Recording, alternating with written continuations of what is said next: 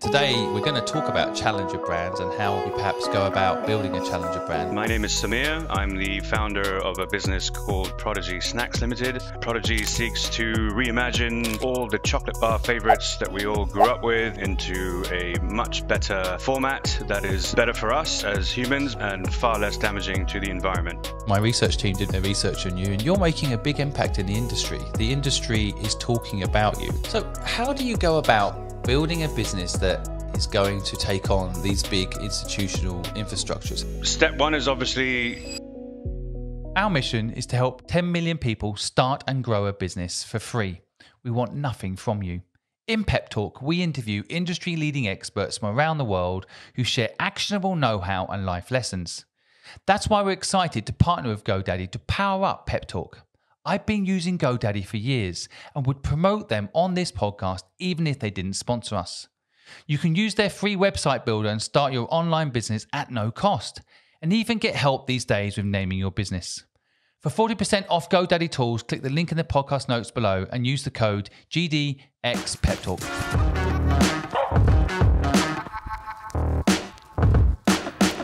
Samir, welcome to the podcast. Perhaps we could start off by you kindly taking a minute to explain what you do and who you are to the audience. Sure, great. Thanks for having me. My name is Samir. I'm the founder of a business called Prodigy Snacks Limited.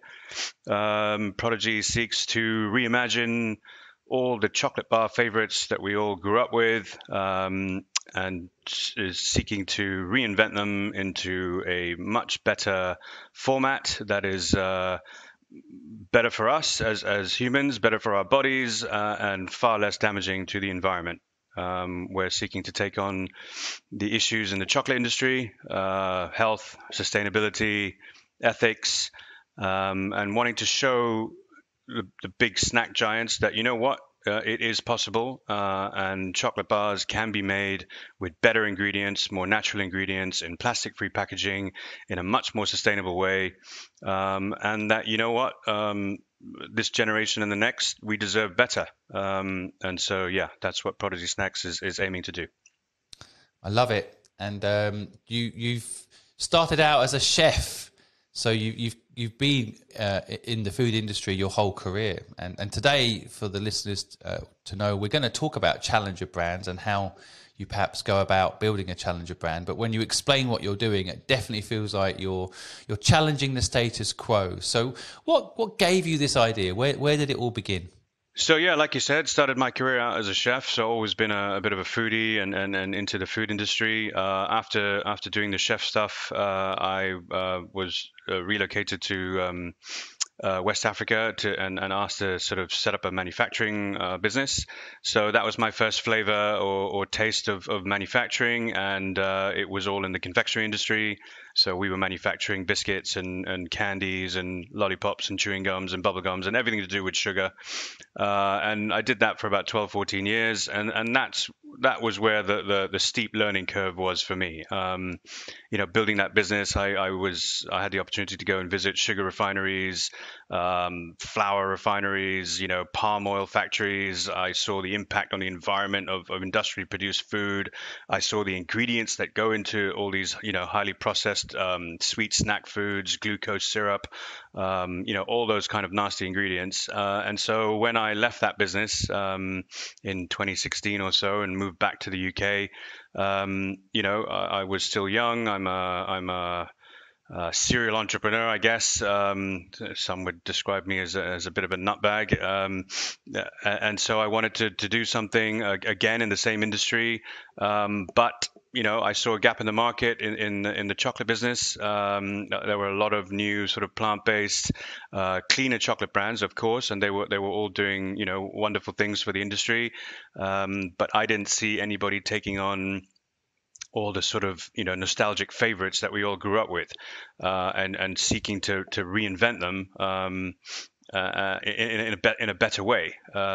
So yeah, I had my kids as well after leaving Africa.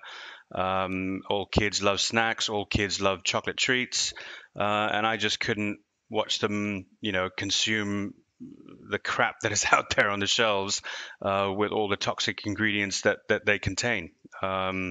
So I started Prodigy Snacks, and as you said, we're a challenger brand trying to challenge the establishment and show the big boys that there's a better way. So, how do you go about building a business that is going to take on not only a big task, I guess, but also these big institutional infrastructures? How do you go about what are the steps you took to begin that process? Step one is obviously, decide on what your proposition is. What are you trying to do? And you have to be single-minded about it. You can't be everything to everybody. So you've got to pick a fight. You've got to pick a cause as a challenger brand. Land on what that cause is, and then have the guts and the resolve to go forth and pick that fight. So we picked the chocolate segment. We picked this particular sub segment of the chocolate industry. We describe it as impulse or count line, which is the sort of single serve 40-gram, 50-gram chocolate bars that we all know and love. So we picked that format. We picked that industry.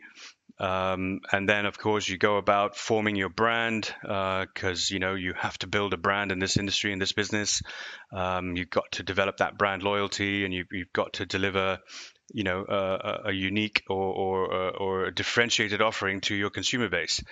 So we created the brand. That was step number one, which we're very happy with. Rebellious brand, a challenger brand, and then step two is the model here in the UK or even in the US is there's no need to start manufacturing the products yourself. It's a huge commitment to build a factory, especially when you're starting out. So you would find an outsourced production capabilities. You'd find a factory or a manufacturer who would be willing to produce the products for you. That would be step two.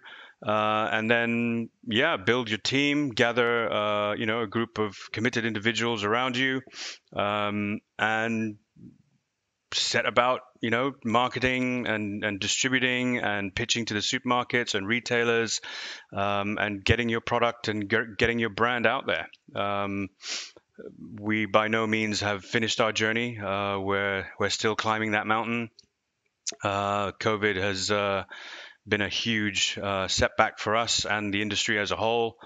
So we still got a long way to go. But yeah, those are the sort of fundamental beginning steps of setting up this food business that we have. And I feel like the incumbent businesses have. I know myself, as a kid growing up in England, having a chocolate bar was a big thing, and you get used to the brand and that brand taste, and I feel like that's a very hard bit, changing people's habits. And you mentioned it there, where what people love, right, and they are attached to the brand. How do you break into that? How do you break into people's, I guess, lifestyle when they're used to those existing products? Wow, great question. Well, for us, and again, many challenger brands, adopt the same sort of strategy or philosophy, and that is giving the consumer a why, right? You're painting a picture. You're delivering a brand promise that is offering the consumer an alternative choice. And it's more about what the brand stands for. What's the mission the brand is on? What is their philosophy? What are they trying to do? What are they trying to change? And you find connections with your consumer audience on those premises. You're giving them an alternative reason. Well, you're giving them a justifiable reason to change from what they are accustomed to. And as you said, the brands they love. So consumers today are looking for those better choices, whether it's a better taste option, whether it's just a better philosophy of the brand, and as we're doing, doing better for the environment, doing better for the planet, doing better for our bodies.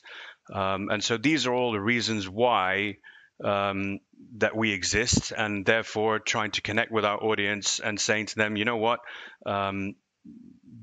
these are better reasons to purchase our product. The existing brands that you've been growing up with are not doing the same things, are not making the same choices. They're still churning out the same stuff as they've been doing over the past 50 years. It's still damaging your bodies. It's still damaging our planet. And so make a better choice. And now you have a better choice. And so therefore, here are the reasons that you should make that choice. No, it makes total sense. I just think about it again. I'm thinking about my listeners that might be starting a challenger brand, but I know myself. When I go to the garage and fill up my car, and I walk to the counter, and the line of food in front of me often is these mainstream, not healthy, not thinking about all the things you just talked about products, but it's almost like a convenience thing where you grab what's there. I'm resisting saying a particular brand name, but I'm thinking of a particular chocolate brand, and I just grab it because it's easy. It's £1, and somehow it's in your pocket and you're in the car and none of that information is and I consider myself quite a knowledgeable person when it comes to health and nutrition, and I'm quite aware, and I am aware of where products come from and the ethics behind these products, but still that convenience gets me. So how do you challenge that? How do you challenge the status quo in things like that? Well, like you said, it's all about convenience, and pricing is, of course, a big factor. And look, it's certainly not easy. You've hit the nail on the head. It's a huge challenge to get consumers to make that change, and to go and to get out of their comfort zone, right? And make that different choice. And that's exactly what, one of the epiphany moments that I have was standing in a gas station once with my kids, and we were on a road trip, and we walked into the gas station to buy some snacks, and we were just faced with all the usual choices, which, knowing what I know, I just didn't want my kids to consume. And so hence, had the moment and said, you know what, I think I just got to start my own brand. But yes, it's about democratizing health and wellness, right? Pricing is an issue. Products like what we produce at Prodigy Snacks are more expensive. But that's because, again, we're still small. We haven't been able to scale, and the food industry needs to change. The more people consume products like ours with those better ingredients, the more available those better ingredients will be to the food industry. The more brands will start to consume them or use them in their products, and the more you scale that, the cheaper those ingredients become, and eventually the better products become. So, yes, it's a huge mission to get consumers to change, but the more consumers make that change and the more they consume and the more they demand better, all these sort of challenger brands and challenger products with better ingredients will will become cheaper and more accessible. And that's what we're trying to do. We're trying to inspire that change, change in the mindset, change in the industry. We're trying to show consumers as well that these products, better products, are possible, are available, are affordable. And so encouraging them encouraging the community to keep consuming, keep purchasing, keep demanding. And as we grow, we'll make it more and more affordable for them. If this podcast is inspiring you to start or grow a business, then I recommend you use Tailor Brands. They are our sponsor for this podcast, and they help you not only craft a brand, but design merchandise and so much more. In the last year, I've used this site for every single one of my businesses. I couldn't recommend them more. And we've even negotiated a 40% off discount code for you. Just use PEP, PEP, when using their website to make your booking. Now, let's get back to the podcast. I did my research on you. My research team did their research on you, and you're making a big impact in the industry. The industry is talking about you, and I think that's often a good sign as well, right? I mean, people that want to build a challenger brand, if you can actually get the people you're trying to disrupt talking about you right there and then, you're actually making an impact, right? Because they might have to change to ensure you don't take all the market. And in that way, you win too, right? If they change, then your mission is also fulfilled. Absolutely. We're not trying to put the big boys out of business as such. We're just trying to inspire that change, because there's no need for it. It's laziness as well, in a way, right? It's laziness. It's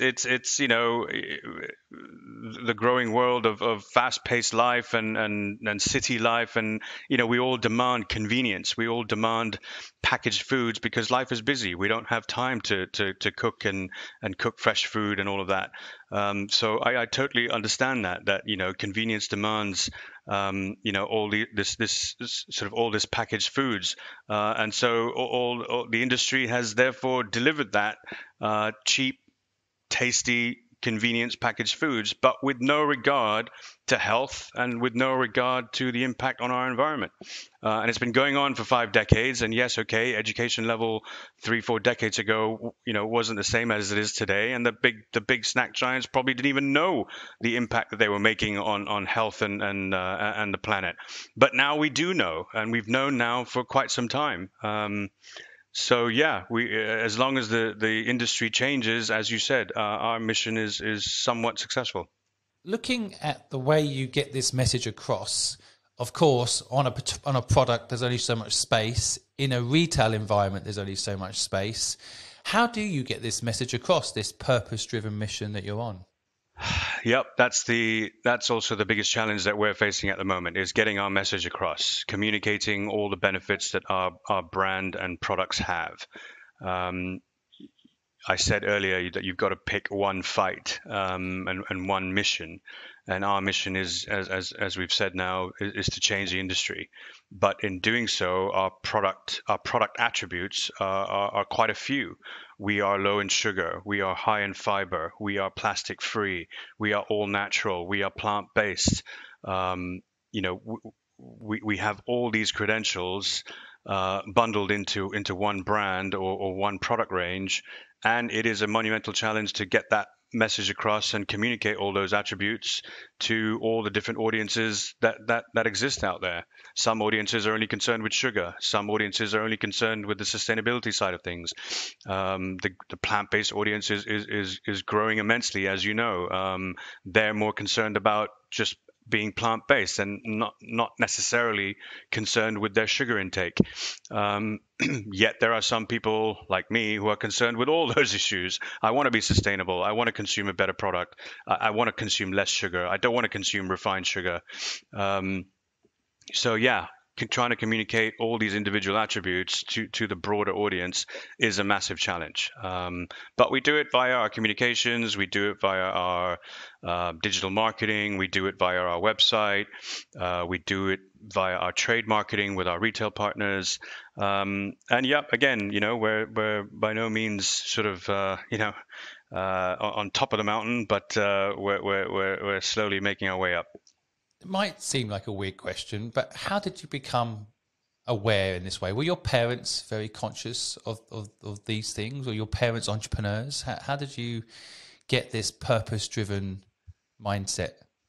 Wow. So my father was an entrepreneur, yes. He also started his own business at a very young age. So I guess that entrepreneurial spirit was modeled to me. He built his business from the ground up. He started his business in a market stall, and began a trading business that grew to a reasonable size. So yeah, I suppose watching my father do all that instilled that sort of business or entrepreneurial attitude in me. But in terms of the purpose, building a business with purpose, I honestly don't know where that has come from. Like I said earlier, being in that industry and building a business from the ground up for those 12, 14 years and witnessing how sugar is actually made and what is used to refine sugar. I mean, I suppose I was shocked. I suppose it was the shock of witnessing all of that led me, and my food background that led me to say enough is enough, and we've got to do it differently. Fair. Well, I'm glad you did wake up and you're doing what you're doing. We need it. So the challenger brand wise, one of my favorites in this space is Oatly. And I do love the way their messaging plays out. The whole just like milk, but for humans. I love that. They're digging at the milk industry, but in a humorous way. But they got into a little bit of trouble because they got investors that weren't eco-friendly, like BlackRock. And so they came a little bit unstuck. But I wondered, how did you get this business off the ground? Did you get investors? I mean, you have to have, I guess, the whole line needs to be focused on the purpose. And so how did you get the business up and running? Well, I kicked things off with my own savings, I guess you could say. So started the business with my own capital, and then yes, we have brought in a small amount of investors thus far. So we have brought in some investors to help fund and capitalize the business. I mean, it's essential. A business like ours with a tremendous need for marketing campaigns, digital marketing campaigns, websites and trade marketing as well with all the big retailers. It needs a lot of capital. And yeah, you've got to sort of spread the risk. Carrying the financial burden of a business like this on your own is pretty intense, and so it's always good to bring in other investors to help share that burden with you.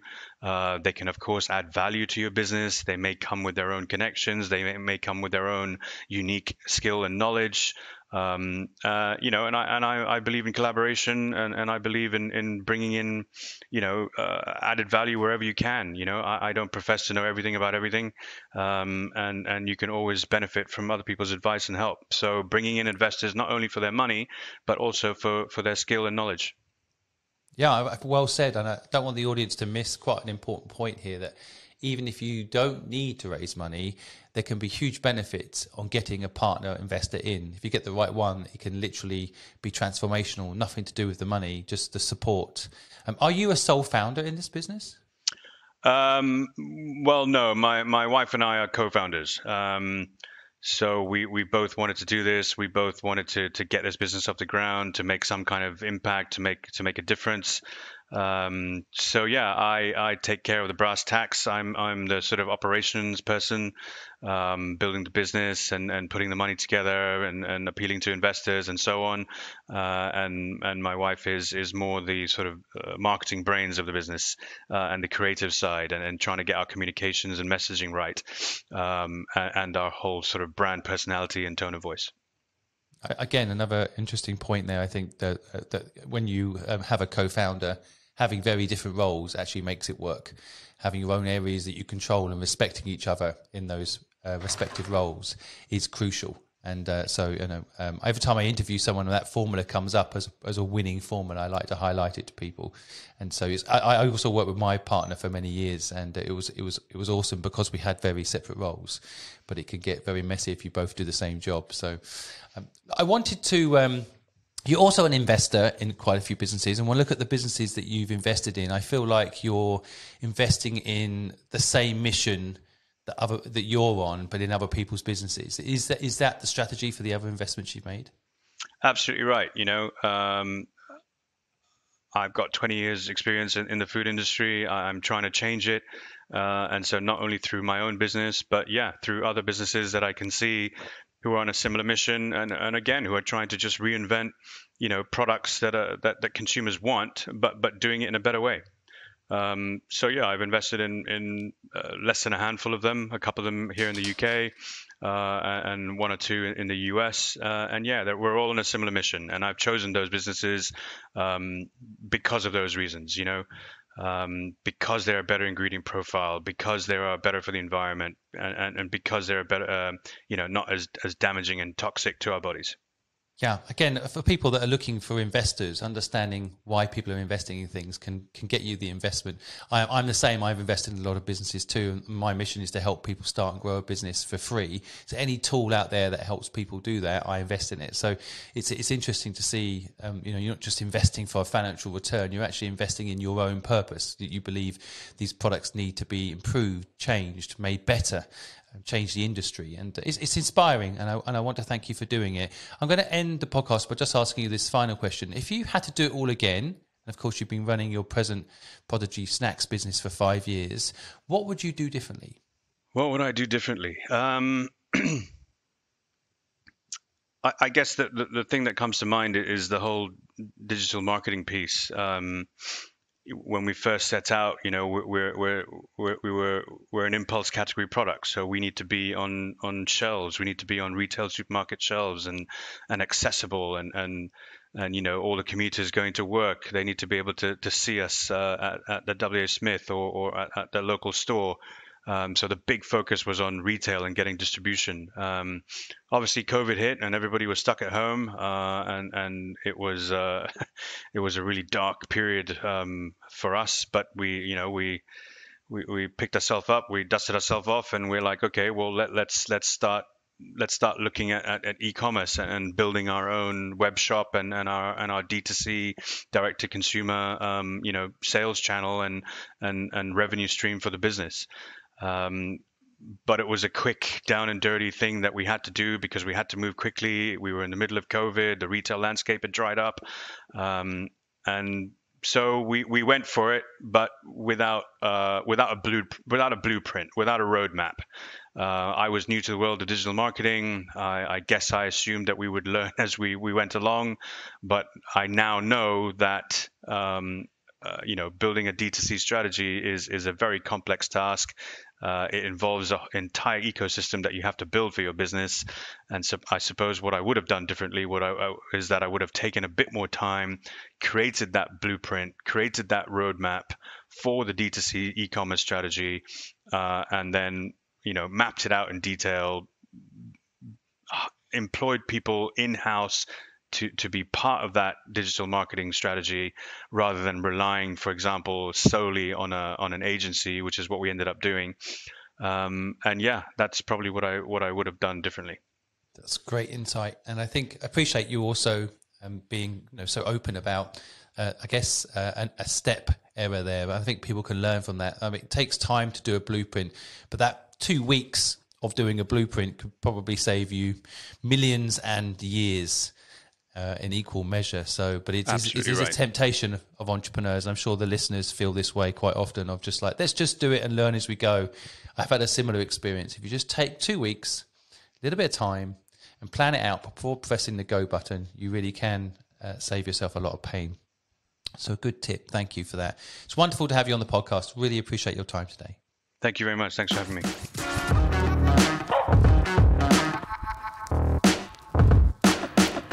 Thanks for listening to Pep Talk. We hope you enjoyed it. Don't forget to follow the Purposeful Project on all our social media channels, where we're giving away even more free business secrets and entrepreneurial value. Again, we'd like to thank our sponsor GoDaddy for powering this podcast.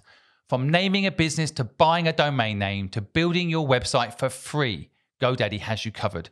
For 40% off GoDaddy tools, click the link in the podcast note below and use the code GDXPepTalk. See you next time, entrepreneurs, and remember, you're not alone.